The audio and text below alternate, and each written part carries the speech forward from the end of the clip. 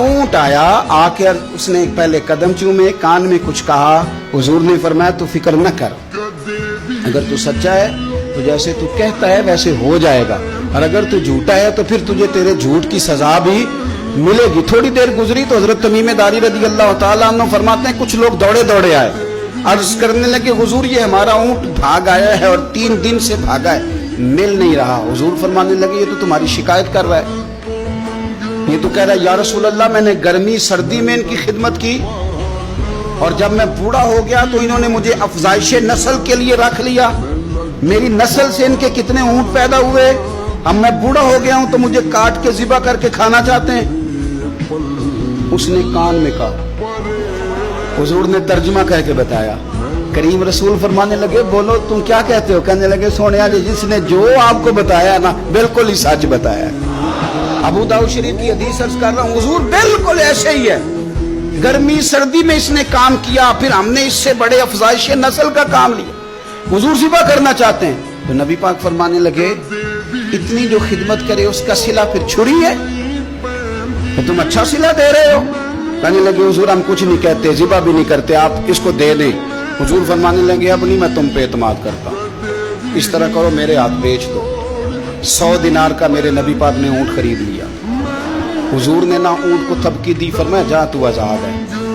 ऊंट ने ना पता नहीं क्या बातें की, एक बात की तो हुजूर ने फरमाया आमीन, दूसरी की तो कहा आमीन, तीसरी की दुआ की तो कहा आमीन, चौथी बात ऊंट ने की तो नबी पाक रो पड़े। ऊंट चला गया। सहाबा कहते हैं अर्ज की या रसूलल्लाह ऊंट ने क्या कहा है? तो हुजूर फरमाने लगे उसने पहली दफा ये कहा है कि या रसूलल्लाह अल्लाह आपको मेरी तरफ से, इस्लाम की तरफ के और कुरान की तरफ से बेहतरीन सिला अता करे। तो मैंने कहा आमीन, और फिर उसने कहा दूसरी दुआ दी, ए अल्लाह के प्यारे रसूल सल्लल्लाहु अलैहि वसल्लम जिस तरह आपने आज मेरा खौफ दूर किया है, मैं दुआ करता हूँ अल्लाह आपकी उम्मत से क़यामत का खौफ दूर करे। और मैंने कहा आमीन। तो नबी पाक सल्लल्लाहु ताला अलैहि वसल्लम फरमाते हैं फिर उसने तीसरी दुआ की, अर्ज की या रसूल अल्लाह सल्लल्लाहु ताला अलैहि वसल्लम जिस तरह आज आपने मेरा खून बचाया है, सुनिया मेरी दुआ है रब तेरी उम्मत का खून महफूज करे। तो मैंने कहा आमीन। हुजूर फरमाते हैं फिर उसने चौथी दुआ की, या रसूलल्लाह मेरी दुआ है आपकी उम्मत लड़े ना, जंगो जिदाल ना करे, आपस में गले ना काटे।